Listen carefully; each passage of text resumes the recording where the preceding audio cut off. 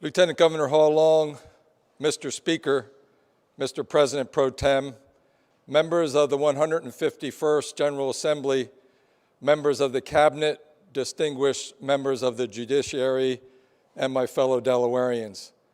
Thank you for inviting me into the chamber today, and thank you for tuning in virtually during this very unusual time. Section 15 of the Delaware Constitution reads as follows: "The governor shall, from time to time, give to the General Assembly information of affairs concerning the state and recommend to its consideration such measures as he or she shall judge expedient." And so my task today is to give you, the General Assembly, the state of the state. Over the course of this pandemic, and especially over the course of the past few weeks, we've all wrestled with existential questions for the state of the state, here in Delaware and of course across the country. What is the role of the state? What happens when life and liberty are in conflict? What does it mean when those charged with safeguarding our nation's democracy threaten it? The past year brought us a once-in-a-lifetime public health crisis, civil unrest, and racial tensions, a contentious but free and fair election, and a violent attempt to overturn that election. It's understandable then to feel concerned about the state of our state, or that the state of our state is tenuous, weak, or even on the decline. But I'm here today to offer a clear counter message. Over the past year, Delawareans have worked hard, kept our focus, strengthened our resolve, and looked after one another. As a result of the good work of so many, I stand here confidently, proudly, and gratefully to tell you that the state of our state is resilient, it's determined, it's strong, and it's getting stronger. Let me explain. I'll start with the state of our budget and our economy. When I stood in this chamber 1 year ago, we had a $200 million surplus. By April, the economic downturn brought on by the pandemic had wiped out that surplus. And like every state in the country, we faced a looming deficit. But unlike most other states, Delaware was ready. With your help, we spent the previous 3 years getting ready. With many of you, I hosted town hall meetings in communities across our state. We promised to build a long-term, sustainable budget, a budget that will work for Delaware families. And we kept that promise. We built up our reserves while making investments where needed the most. When COVID-19 crisis hit, we balanced our budget without cutting critical services, without raising taxes on Delaware families or businesses, without borrowing money to pay our bills, and without laying off state employees or cutting their pay, as so many other states were forced to do. Thanks in part to these responsible budgeting practices, Delaware maintained our AAA bond rating while other states had their credit downgraded. This year, I will again propose a budget that links state spending to the growth of our economy. We'll invest one-time money in one-time infrastructure progress. We'll focus on the future and rebuild our reserves. I ask the General Assembly to join me in this effort. If you do, when the next crisis comes, Delaware will be ready again. This last year has been a very challenging balancing act. We have worked hard to protect public health while protecting the health of our economy. I've told Delawareans time and time again, we need a healthy community and a healthy economy. In spite of a global economic downturn and a pandemic, our unemployment rate in Delaware is just over 5% now. That's a very positive sign for Delaware workers. But we know that some have sacrificed more than others. In March, restaurant workers across our state suffered a serious blow. They faced the sudden loss of a job because of our COVID-19 restrictions. Restaurant owners worried about the loss of family-owned businesses. The same is true for folks who make their living in bars, hotels, and arts venues. And in many ways, these places are the heart of our communities. and they drive our $3.5 billion tourism industry. That's why our state was one of the first states to step up and support them. On March 18th, we launched our HELP program to offer financial relief to these businesses and their workers. Over the course of this pandemic, Delaware has used nearly $200 million in federal CARES Act funding to support restaurants, bars, hotels, gyms, and other small businesses. We've used another $210 million to replenish the state's unemployment insurance trust fund. This will protect small businesses from a tax hike in the future that otherwise would be necessary. We will continue to support these small businesses until they're back on their feet. Last year, despite the pandemic, we continued to fund the largest infrastructure program in the history of our state. In Kent and Sussex counties, we have made it a priority to expand access to high-speed broadband and eliminate internet deserts. In the past year, we expanded wireless broadband to cover 500 Delawareans, and that number continues to grow each week. During the pandemic, this work became more important than ever. The Department of Education and DTI partnered to create Connect Delaware program. This program, we provided over 25,000 low-income students with reliable internet access. I want to take a moment to thank Jason Clark, our new Chief Information Officer, and his team for their hard work on this broadband initiative. In July, we all put our masks on and opened the Margaret Rose Henry Bridge in South Wilmington. The bridge connects the riverfront with development opportunities on the other side of the Christina. It will also serve as an important connector for city neighborhoods and as a welcoming symbol for visitors to our city. It's appropriately named after our good friend, former senator, and a bridge builder herself, Margaret Rose Henry. These are the kind of projects that can revitalize communities, create jobs, spur growth, and new business investment. We need to make it easy for businesses to start here and stay here. That's why this year I'm again proposing a site readiness fund so we can quickly connect existing properties to meet the needs of prospective employers. 2 years ago, we started a new grant program encouraging development and growth expansion, or EDGE for short.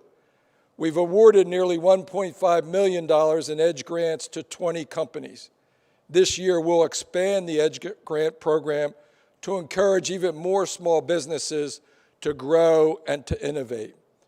We'll also increase funding for what we call graduation lab space. We have a number of startup science and tech companies here in Delaware, but we have a shortage of lab space for them to use as they grow their business. We want to help the private sector build more of that space. We want companies that start here to stay here and grow here. And we want to attract companies from other states in the region to come to our state. We know that the best path to a good job is a good education. This past year has tested every aspect of our public school system. And I want to thank our educators, school nurses, school and district leaders, and every single person who works in our schools. They have met this challenge and put the needs of their students above their own. I also want to thank the parents who filled the gaps and kept their students on track at home, often while juggling remote work of their own. My highest priority as governor remains the same. We need to ensure our most vulnerable students get the education they need and deserve. Students who are living in poverty, students who are still learning English. And I know that it's a priority for many of you. That's why we created the Opportunity Funding Program, Delaware's first weighted student funding system. We designed the program to offer classroom-based support for low-income students and English learners, and for the educators who work so hard with these students every day. Over the next 3 years, we will more than double opportunity funding for public schools across the state. Already, opportunity funding is making a difference for our most vulnerable students. In the Indian River District, this program paid for additional staff to help English learners at every grade level. In the Capital School District, social workers and school counselors are supporting the social and emotional needs of students. They're working to ensure we meet the needs of the whole child. In Red Clay, opportunity funding is providing new staff, new materials, and new programs for low-income students and English learners. One of the best ways to help these students is to support them before they even start school. That's why we'll also double funding for the Early Childhood Assistance Program in future years. This will expand access to high-quality early education programs for disadvantaged children. We're also committed to fully funding K-3 basic special education over the next few years. And I want to take a moment to personally thank Representative Williams for her years of advocacy on this issue. We will need the General Assembly's support to make all of these investments a permanent reality. Our students deserve nothing less. I want to take a minute to thank my wife, Tracy, who is one of the few people in the room as we speak, for her particular focus on the children who need our help the most. She and her team, through the First Chance Initiative, have helped make Delaware a more trauma-informed state. They've helped ensure students were fed, even when the pandemic meant they couldn't come to school. And through the amazing Dolly Parton Imagination Library, over 13,000 children from birth to age 5 receive a new book in the mail every month. The First Chance Initiative has been recognized nationally by the Casey Family Programs with the Excellence for Children Leadership Award, and the initiative has been critical to our work here in Delaware. Thank you, Tracy, for your dedication to giving every Delaware child a first chance to succeed. I also want to thank the Lieutenant Governor Hall Long for her work as Behavioral Health Consortium. She's in the cubby hole in the back, I see. She and her team continue to break down the stigma of substance use disorder and mental health challenges. They're providing families with resources and support, and they're distributing the life-saving drug naloxone to prevent overdose deaths. During the COVID crisis, the Lieutenant Governor also led the effort to support homeless Delawareans. She organized volunteers and went out on the street herself in full PPE to screen and test and quarantine those who needed it. Thank you to our Lieutenant Governor.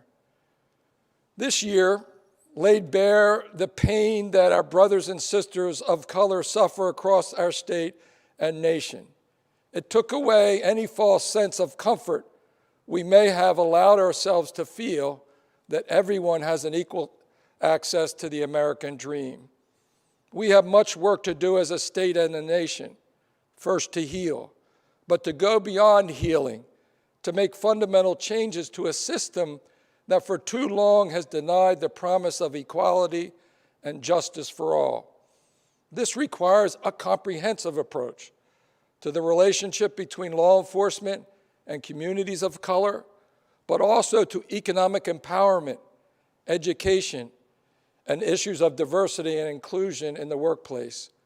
I recently named former Secretary of Human Resources Sandy Johnson as the Director of Statewide Equity Initiatives, a new position designed to make sure that we in state government are leading the way.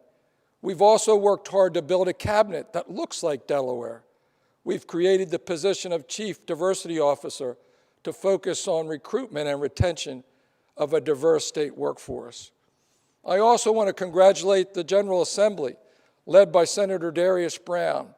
They're one step away from a constitutional amendment that will make it clear that here in Delaware, discrimination on the basis of race, color, or national origin is illegal and will not be tolerated. There are also very concrete things we can do to ensure that our brothers and sisters of color have a fair shot at the American dream. The Port of Wilmington is one of the handful of ports in the country with a predominantly African-American workforce. Now we're building a new port at Edgemoor, and this will create thousands of additional good-paying jobs. African-American-owned businesses make up about 11% of businesses in our state. They make up 16% of the businesses that got COVID relief grants from the state. We're also using CARES Act money to put 3,000 out-of-work Delawareans through a rapid retraining program to get them back on their feet. Over half of the enrollees are people of color. Last year, led by Senator Lockman and Representative Chukwoka, we banned chokeholds. This year, we will support a plan to get body cameras for every police officer in the state. There is so much more work to be done, but we have made important progress this year. A critical part of making life better for Delawareans is protecting our environment. Last year, the legislative session was interrupted by the COVID-19 pandemic, as we know. But I made a promise to my friend and former Senator Harris McDowell. I promised we would put the finishing touch on his legacy of leadership here in the legislature and set a renewable portfolio standard this year. And so with your help, we will set a new goal that 40% of Delaware's energy will come from renewable sources by 2035. We made a lot of promises before the pandemic last year, and I intend to keep them. We'll again propose a $50 million investment in a new Clean Water Trust Fund. We will make sure that all Delaware families have access to clean drinking water, and we will place a special focus on those hard-to-serve communities across our state. Delaware's Constitution and our oaths of office call on us to protect these natural resources for future generations. And with the leadership of House Majority Leader Longhurst and Senate Majority Leader Townsend, the Delaware Nature Society, and so many others, we will do just that. Of course, we can't do any of these things I just mentioned unless we beat this pandemic. To date, 1,049 Delawareans have died of the deadly virus.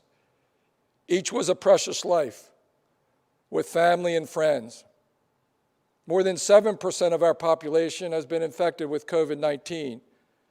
This virus is real, and it's very serious. Last spring, I asked Lieutenant Governor Hall Long and Secretary of State Bullock to lead our Pandemic Resurgence Advisory Committee. They listened to the firsthand accounts of Delawareans affected by COVID-19. They helped us develop a plan to protect our health and support our economy.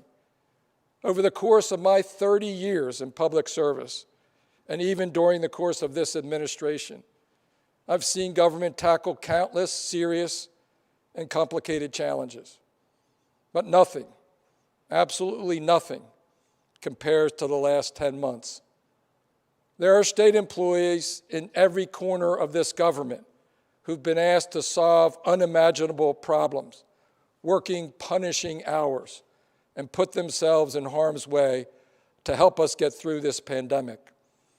And so, to the nurses and the team at the Veterans Home, the Psychiatric Center, the Home for the Chronically Ill, Stokely, and the hospitals throughout our state, to the correctional officers, probation and parole, and youth rehabilitation staff, to the educators and school nurses, to the child care providers, to the unemployment office at the Department of Labor, to the Delaware State Police, DATE, Denrec Park Rangers, and the Attorney General's office, to the Department of Elections, to the restaurant inspectors and the team at the State Health Operations Center, to DEMA and the Delaware National Guard, to the entire team at the Division of Public Health. Thank you, thank you, thank you so very much. Most Delawareans will never know all that you've done and sacrificed to keep them safe, but I know, and I am grateful. This time last year, most of us had never heard of a novel coronavirus. Today, we're testing 200,000 Delawareans a month. We've processed unemployment claims for 120,000 Delaware workers. We've allocated more than $900 million in CARES Act funding, and we've administered nearly 70,000 life-saving vaccines. There's a long, long road ahead of us, but we have turned the corner. Thank you, Delawareans, for doing your part. One of the most important things we did during this pandemic was safeguard our democracy. With the General Assembly's help, we allowed mail-in voting for the first time in our state.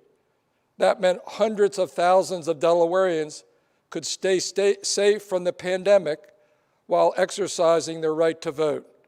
And I look forward to signing legislation to make mail-in voting a permanent feature of our elections, from school board and town hall elections to the election for the President of the United States.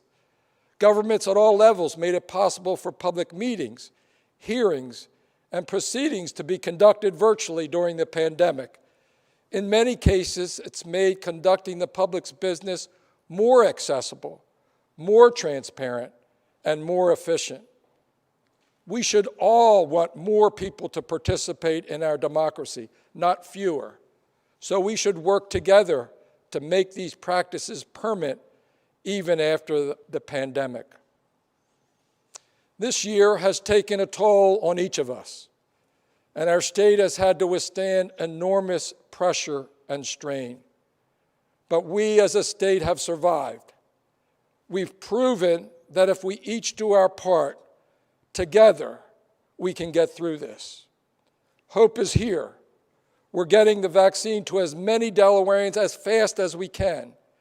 And we have a new president who we all know so well, and we know we can trust. We will get through this, and with your help, in this next year, we will thrive. The pandemic has affected each of us differently, but it's affected each of us one way or another. We all have that in common. For me, it's made me even more grateful to live in a state of neighbors, to have a state workforce full of grit and compassion, and to have the privilege of leading nearly 1 million Delawareans who have looked out for one another, who have done the right thing, who have kept the faith that better days are just over the horizon. Thank you, God bless you, and God bless our great state of Delaware.